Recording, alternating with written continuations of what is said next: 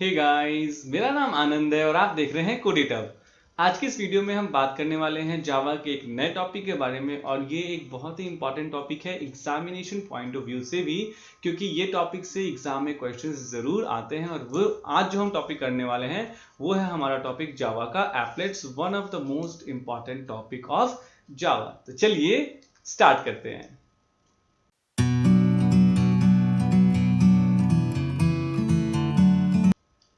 तो सबसे पहला काम हमारा ये है कि हम ये जानें कि आखिर जावा का एप्लेट होता क्या है, मतलब इसका क्या इंट्रोडक्शन है। ठीक है, आज बस हम ये जानेंगे इस पूरे लेक्चर में कि जावा होता क्या है। ठीक है, और हमारे नॉर्मल प्रोग्राम्स है जिसको हम एप्लीकेशंस कहते हैं। देखिए, आज तक आपने जो कुछ भी प्रोग्राम लिखा है that is called normal programs, तो वो सारे नॉर्मल प्रोग्राम्स जो है उनको हम एप्लीकेशंस कहते हैं, राइट। तो मतलब जावा में जो है वो आप दो तरह का कोड लिख सकते हैं। पहला तो होता है वो एप्लीकेशन होता है, जो आज तक हमने नॉर्मल प्रोग्राम्स लिखे हैं वो सारे के सारे क्या कहलाते हैं, एप्लीकेशंस कहलाते हैं। और दूसरा जो कहलाता है वो होता है एप्लेट की प्रोग्रामिंग।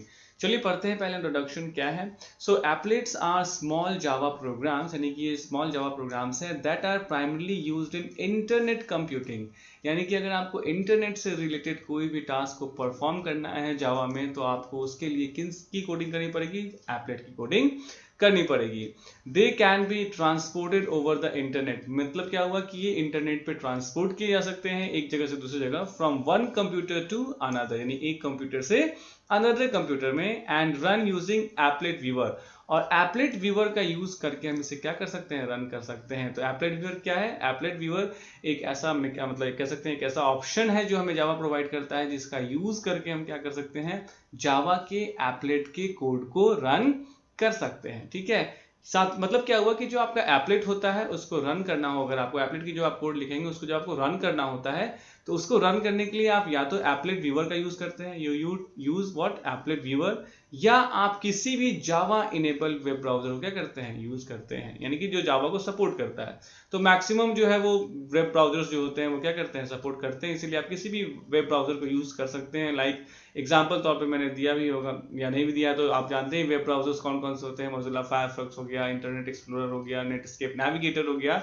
तो जावा के एप्लेट को रन करने के लिए या तो आप एप्लेट व्यूअर का यूज करेंगे, या तो आप जावा इनेबल्ड वेब ब्राउजर को क्या करेंगे, यूज करेंगे। ठीक है, it can perform arithmetic operations, अगर आप चाहें तो इस एप्लेट के जरिए अर्थमेटिक ऑपरेशंस को परफॉर्म कर सकते हैं, ग्राफिक्स को डिस्प्ले करा सकते हैं, साउंड्स को प्ले कर सकते हैं, एक्सेप्ट यूजर इनपुट, यानी यूजर के इनपुट को एक्सेप्ट भी कर सकते हैं, क्रिएट एनिमेशंस, इवन एनिमेशंस भी क्रिएट कर सकते हैं, और बहुत सारे तरह के टास्क को क्या कर सकते हैं, परफॉर्म कर सकते हैं।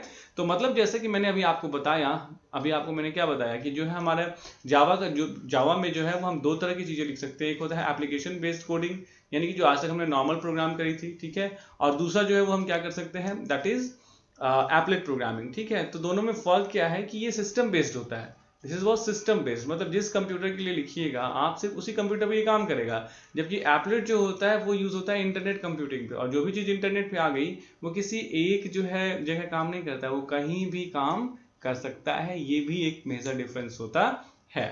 आगे बढ़ते हैं। Java has enabled interactive multimedia web document, यानी इंटरनेट पे जो भी इंटरैक्टिविटी आपको दिखती है वो कहीं ना कहीं एप्लेट से जुड़ी होती है। और भी बहुत सारी चीजें हैं जिनका यूज करके आप इंटरैक्टिविटी ला सकते हैं। इंटरैक्टिविटी मतलब क्या होता है, इंटरैक्टिविटी का मतलब होता है कि वेब ब्राउजर, यानी जो भी वेब पेज आप खुलता है आपको, उसके साथ आप इंटरैक्ट कर सकते हैं। जैसे फॉर एग्जांपल गूगल में आप अपनी चीजों को जब टाइप करके सर्च करते हैं, तो आपकी सर्च को वो समझ के अकॉर्डिंगली आपको रिप्लाई करता है, दैट इज कॉल्ड इंटरैक्टिविटी। उसी चीज को हम लोग क्या कहते हैं, इंटरैक्टिव कहते हैं, राइट। तो Java has enabled interactive multimedia web documents. A web page now contain not only simple text, यानी कि आपके वेब पेज में आज के टाइम में आप कोई भी वेबसाइट खोलिए उसमें ऐसा कुछ नहीं होता कि सिर्फ सिंपल टेक्स्ट होता है या इमेजेस सिर्फ होते हैं, नहीं, बट उनमें जो है जावा एप्लेट भी होता है जो डिफरेंट टाइप के ग्राफिक्स को प्रोड्यूस कर सकता है, साउंड्स को प्रोड्यूस कर सकता है, इवन मूविंग इमेजेस को भी क्या कर सकता है, प्रोड्यूस कर सकता है। यानी कि इसका यूज करके, एप्लेट का यूज करके आप अपने वेब पेज में ये सारी चीजें इनकॉर्पोरेट कर सकते हैं। Java applet therefore have begun to make significant impact on www, इसलिए जावा के एप्लेट्स बहुत ही ज्यादा क्या किए जा रहे हैं, यूज किए जा रहे हैं, क्योंकि ये आपको क्या प्रोवाइड करता है, इंटरैक्टिविटी, यानी कि आपका जो वेब पेज है वो ज्यादा से ज्यादा इंटरैक्टिव हो जाता है। ठीक है, आगे बढ़ते हैं। दो तरह के एप्लेट्स, अब एप्लेट्स की कैटेगराइजेशन, यानी एप्लेट्स को अगर बांटने की बात की जाए तो दो तरीके में बांटा गया है। जो सबसे पहला तरीका होता है उसको हम लोग कहते हैं लोकल एप्लेट, राइट, और दूसरा होता है उसको हम लोग कहते हैं रिमोट एप्लेट। अब ये दोनों होते क्या है, यानी एप्लेट्स कितने तरह के हो गए, 2 तरह के हो गए। पहला हो गया कौन सा, लोकल, और दूसरा क्या हो गया, रिमोट। क्या होता है देखिए, एन एप्लेट डेवलप्ड लोकली। मान लीजिए ये मेरा पीसी है, मैं इस पीसी पे क्या कर रहा हूँ, कोई एक एप्लेट बना रहा हूँ, तो यानी कि सिर्फ मेरे इस लैपटॉप पे ये काम करेगा, ठीक है। तो an applet developed locally and stored in a local system is known as what, local applet. यानी कि जो सपोज कि मैंने अपने लैपटॉप में उस एप्लेट को बनाया और लैपटॉप में ही मैं बस उसको रन कर रहा हूँ, तो that will be called as what, उसको क्या कहा जाएगा, लोकल एप्लेट कहा जाएगा। When a web page is trying to find the local applet, it does not need to use internet, and therefore the local system does not require the internet connection। यानी कि local applet का मतलब ही हो गया कि मेरे system में सिर्फ काम करेगा, तो मेरे सिस्टम में जब काम करेगा तो उसको इंटरनेट की कनेक्टिविटी की जरूरत ही नहीं है, ठीक है, क्योंकि वो सिर्फ मेरे सिस्टम में पड़ा हुआ है।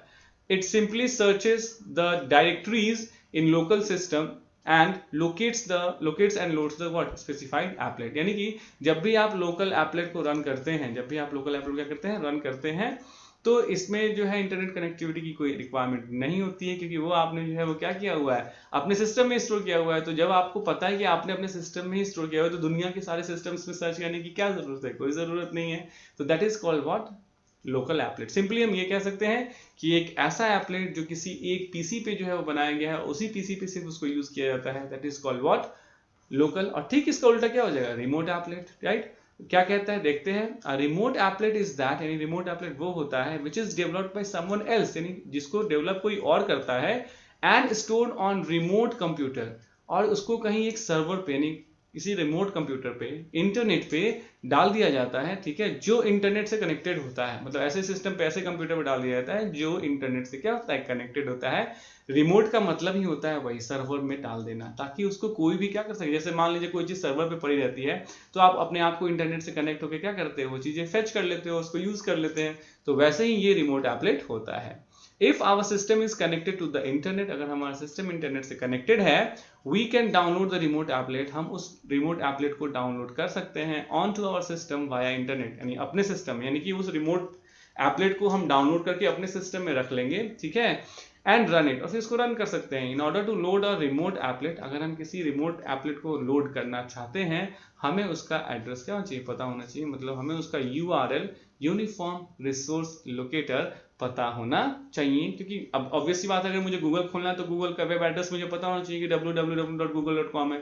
अगर मुझे फेसबुक खोलना है तो www.facebook.com है। अगर मुझे याहू खोलना है तो सबका एड्रेस पता होना चाहिए ना, जो भी वेबसाइट आप खोल रहे हैं। तो वैसे ही जो भी एप्लेट को आप डाउनलोड करना चाहते हैं, उसको यूज करना चाहते हैं, उसका आपको एड्रेस पता होना चाहिए। तो ये है, पहले हमने क्या जाना, हमने जाना कि भाई एप्लेट क्या होते हैं, फर्स्ट थिंग, ठीक है।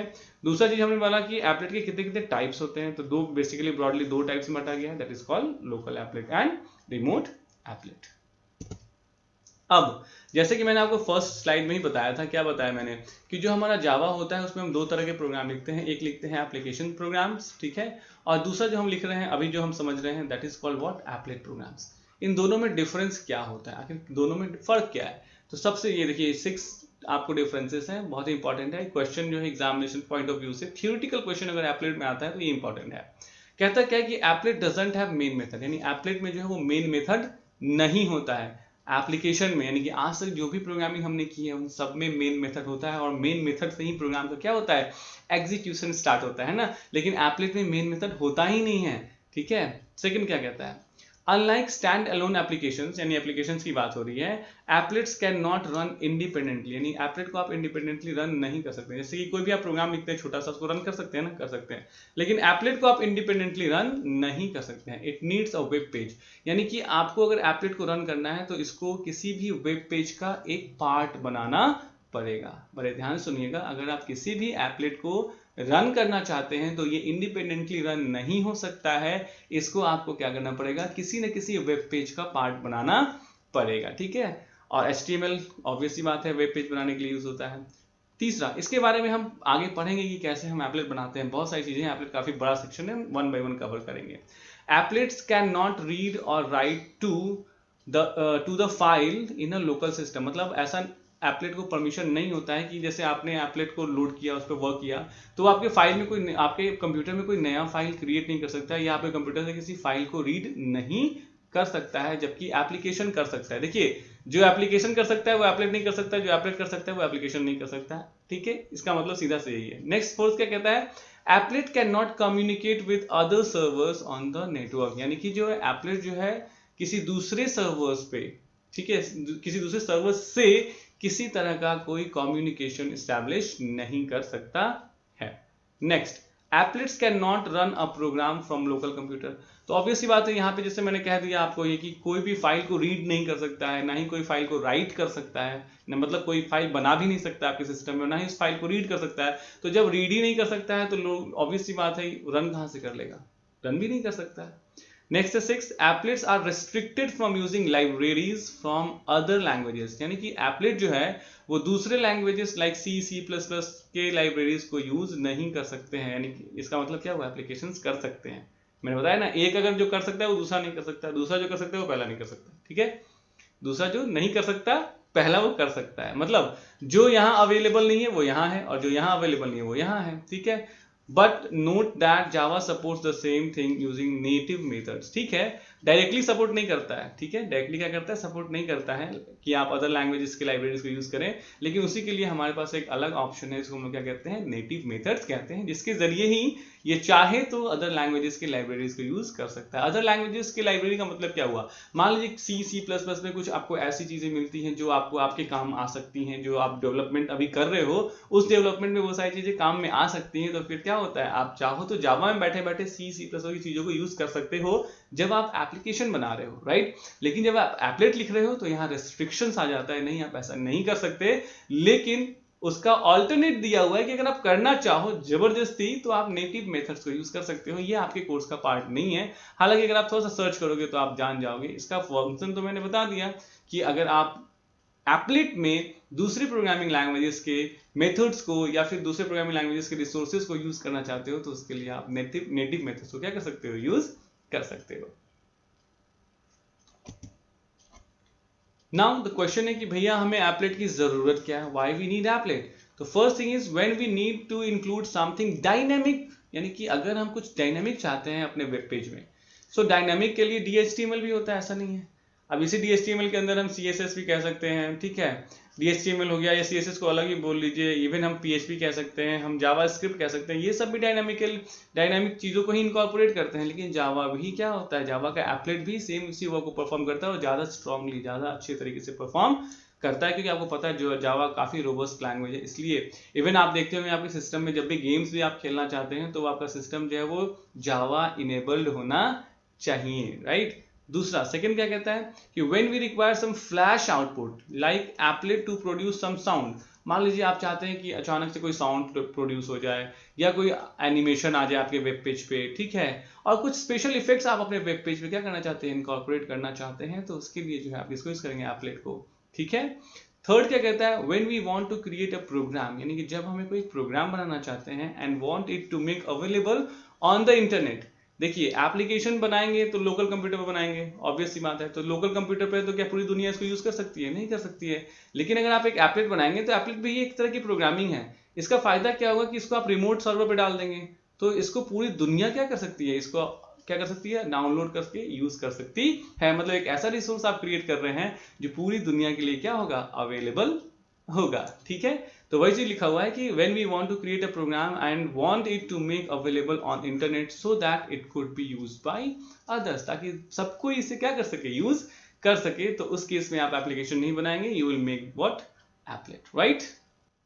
सो ये था एप्लेट का इंट्रोडक्शन कि एप्लेट क्या होता है, एप्लेट कितने तरह का होता है, आखिर हमें एप्लेट की क्या जरूरत है, क्यों हम एप्लेट को पढ़ते हैं, और एप्लेट और एप्लीकेशंस में क्या डिफरेंस होता है। तो ये जो आज का सेशन था वो हमारा कंप्लीटली थ्योरी था। अब हम नेक्स्ट वीडियो में पढ़ेंगे कि जावा का एप्लेट का लाइफ साइकिल क्या है, राइट। सो आज के लिए इस वीडियो में बस इतना ही। आई होप आपको ये वीडियो, ये एक्सप्लेनेशन पसंद आई होगी। अगर आई है तो प्लीज लाइक, सब्सक्राइब और शेयर कीजिए। Thanks for watching the video. Thanks.